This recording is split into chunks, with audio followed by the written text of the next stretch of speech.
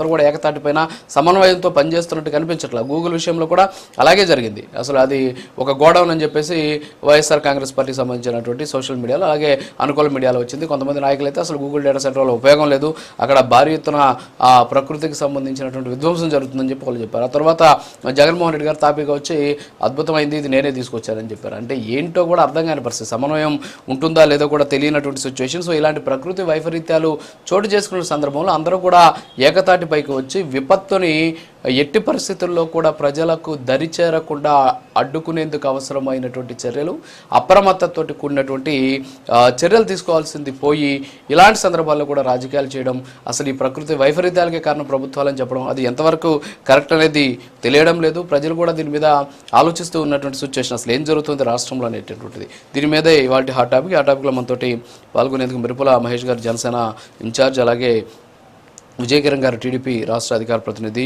అలాగే కట్టా కార్తిక్ గారు political analyst, వీరు జూమ్లో ఉన్నారు. వీరితో పాటు వెంకటరెడ్డి గారు వైఎస్ఆర్ కాంగ్రెస్ పార్టీ రాష్ట్ర అధికార ప్రతినిధి మరి కాసేపట్లో జాయిన్ అవుతారు. కట్టా కార్తిక్ గారు గుడ్ మార్నింగ్.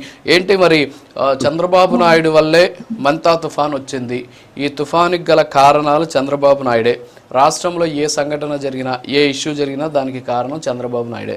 నిన్న మరి జగన్మోహన్ రెడ్డి గారి ప్రెస్ మీటో లేకపోతే అది వాళ్ళ పార్టీకి సంబంధించినటువంటి ఈ రీజనల్ కోఆర్డినేటర్స్తో జరిగినటువంటి కార్యక్రమం. సో ఏదైనప్పుడు కూడా వారు దాదాపు ఒక 11 నిమిషాల కొన్ని సెకండ్లు మాట్లాడారనమాట.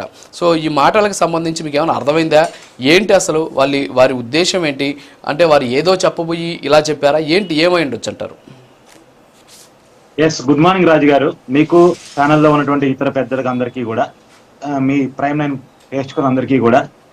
వాస్తవానికి వివేక హత్య కేసుకి కారణం చంద్రబాబు నాయుడు గారు, సునీతమ్మ పోరాటానికి కారణం చంద్రబాబు నాయుడు గారు, తిరుమలమ్మ తిరుగుబాటుకి కారణం చంద్రబాబు నాయుడు గారు, విజయమ్మతో ఆస్తి గొడవ వెనకాల కారణం చంద్రబాబు నాయుడు గారు, ఇప్పుడు తుఫాను వెనక కారణం చంద్రబాబు నాయుడు గారు.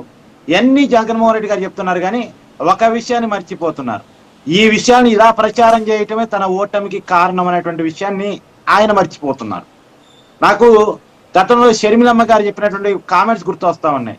ఆయనకి ఒక అద్దం పంపిస్తాను, లేదా ఆయన ఫేసు అద్దంలో చూసుకోవాలి, ఆయన కళ్ళలో కూడా చంద్రబాబు నాయుడే గుర్తొస్తున్నట్టున్నాడు, అన్ని విషయాల్లో కూడా ప్రధానికి చంద్రబాబు నాయుడికి పోయటం అనేది దానికి అలవాటుగా మారిపోయింది.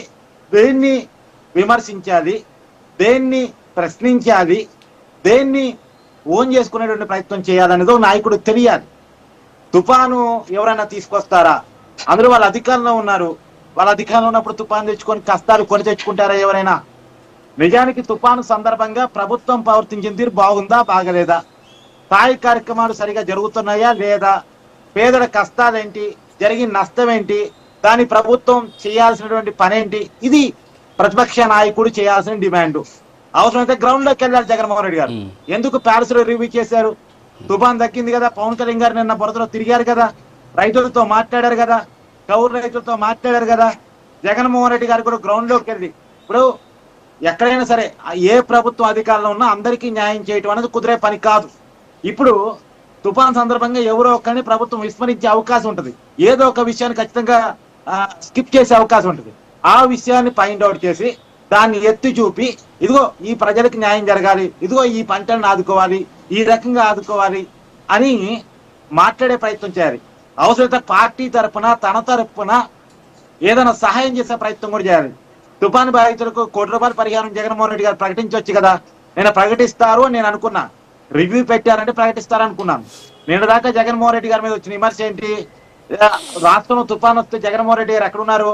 ప్యాలెస్ లో, ఈ ప్యాలెస్ లో ఉన్నారా, బెంగళూరు ప్యాలెస్ లో ఉన్నారా అనేటువంటి విమర్శ వచ్చింది. కానీ మొత్తానికి ఆ విమర్శల తర్వాతైనా జగన్మోహన్ రెడ్డి గారు తుఫాన్ తర్వాతైనా బయటకు వచ్చారు. ప్యాలెస్ నుంచి కనీసం నాయకులతో రివ్యూ చేశారు. తుఫాను కంటే ముందే వాళ్ళ పార్టీ శ్రేణులకి సహాయ కార్యక్రమాల్లో పాల్గొనండి అని అఫీషియల్ గా పిలిపించి ఉండుంటే చాలా బాగుండు. పునరావాస కేంద్రాలు సందర్శన చేసి అక్కడ ప్రభుత్వం ఏమైనా లోటుపాట్లు చేస్తా ఉంటే సరైన భోజన సదుపాయాలు, సరైనటువంటి మంచినీటి సదుపాయాలు ఎక్కడైనా కల్పించట్లేదు అనుకోండి, ఎక్కడైనా పొరపాట్లు జరుగుతున్నాయనుకోండి, ఆ పొరపాటును ఎత్తి చూపుతూ అవసరమైతే వాళ్లే కొన్ని పునరావాస కేంద్రాలు పార్టీ తరఫున పెట్టి, ఎందుకంటే తుఫాను ప్రభావిత గ్రామాల్లో వైసీపీ కార్యకర్తలు కూడా ఉంటారు, వైసీపీ సంబంధించిన ఓటర్లు కూడా ఉంటారు, సానుభూతి పనులు కూడా ఉంటారు. వాళ్ళ కోసం అవసరమైతే పార్టీ తరఫున పునరావాస కేంద్రాలు పెట్టి, అంజలి కేంద్రాలు పెట్టి, అన్నదాన కేంద్రాలు పెట్టి వాళ్ళని వారిని హక్కుని చేర్చుకునేటువంటి ప్రయత్నం నిజానికి వైసీపీ చేయొచ్చు, కానీ అలాంటి ప్రయత్నం చేయలేదు. పైగా తుఫాన్ తర్వాత వచ్చేసి విమర్శలు గుప్పించే ప్రయత్నం మాత్రం గట్టిగా చేస్తున్నారు. ఈ విమర్శలు ఏదో ప్యాలెస్ లో కూర్చోకుండా గ్రౌండ్ లోకి వెళ్ళి ప్రజలతో మాట్లాడుతూ చేస్తుంటే దానికి వ్యాలిడిటీ ఉండేదే అని నేను అనుకుంటున్నాను. పైగా కొంత జగన్మోహన్ రెడ్డి గారు చెప్పిన చంద్రబాబు నాయుడు గారి తుఫానికి కారణం అని చెప్పిన ఒక మాటతోటి ఆయన మిగతా ఉపన్యాసం అంతా పక్కకు పోయింది. అంటే ఏం మరి జగన్మోహన్ రెడ్డి గారు స్క్రిప్ట్ రాసిచ్చే వాళ్ళలో తేడా ఉందా, ఆయన ఆలోచనలోనే తేడా ఉందా, ఆయన గైడ్ చేయడంలో తేడా ఉందా అని తెలియదు. నిజానికి కొంతమంది వైసీపీ నాయకులు బాగానే స్పందించారు, గ్రౌండ్ లో కొంత తిరిగే ప్రయత్నం చేశారు. కానీ వాళ్ళ పార్టీగా చూసినప్పుడు, ఓవరాల్ గా పార్టీగా చూసినప్పుడు మాత్రం ఈ తుఫాన్ సమయంలో పేక్ ప్రచారాలు ఏందండి, బుడమేరు పొంగిందని ఒక ప్రచారం చేసుకొస్తారు, లేదా ఇంకోటి ప్రచారం తీసుకొస్తారు. ఇది నాన్ సెన్స్ అని నేను చెప్పేసి అనుకుంటున్నాను. ఒక బాధ్యతలైన ఒక రాజకీయ పార్టీయో బాధ్యత అంటే ఇక్కడ ఒకటి అంటే కార్తిక్ గారు ఇక్కడ ఏంటంటే సరే ఇవన్నీ కూడా పక్కన పెడితే సరే వైఫరీత్యాన్ని తీసుకొచ్చి చంద్రబాబు నాయుడికి అంటగట్టే లేదా పక్కన పెట్టేస్తే ఇక్కడ ఇంకొక అంశం ఏంటి అంటే నిన్న జగన్మోహన్ రెడ్డి గారు మాట్లాడినటువంటి మాటల్లో ఎక్కువగా రైతులకు సంబంధించినటువంటి అంశాలు ఆయన చాలా స్పష్టంగా చెప్పడం జరిగింది. ఇన్పుట్ సబ్సిడీ కావచ్చు, అలాగే ఇన్సూరెన్స్కి సంబంధించినటువంటి అంశాలు కావచ్చు, వీటితో పాటు పంటలకు సంబంధించినటువంటి కొనుగోలుకు సంబంధించినటువంటి అంశాలు, వీటన్నిటి కూడా ఆయన మాట్లాడినటువంటి పరిస్థితి. సో రైతుల విషయంలో మేము చేసినంతగా ఎవరూ చేయలేదు.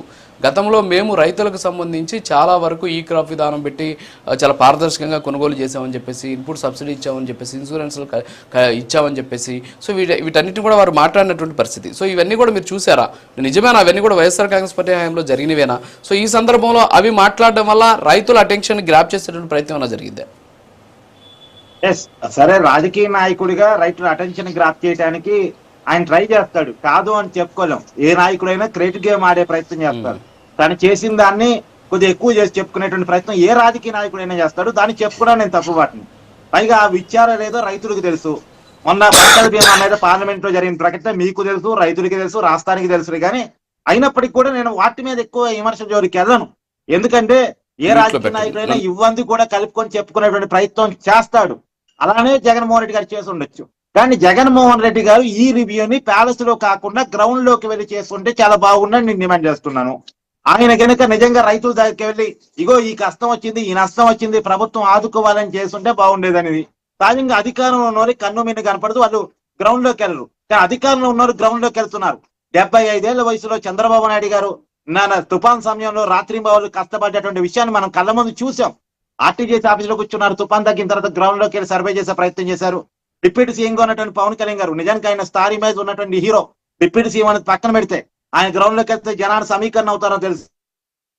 కానీ అవన్నీ పక్కన పెట్టి బురదలో తిరుగుతూ కౌలు రైతులతో మాట్లాడుతూ మీ కౌలు రైతుల సమస్యలు నాకు తెలుసు అని చెప్పేసి వాళ్ళతో మాట్లాడినటువంటి రిజల్ట్స్ కూడా మనం చూసాం. ఇలా జగన్మోహన్ రెడ్డి గారు ఎందుకు వెళ్ళరు?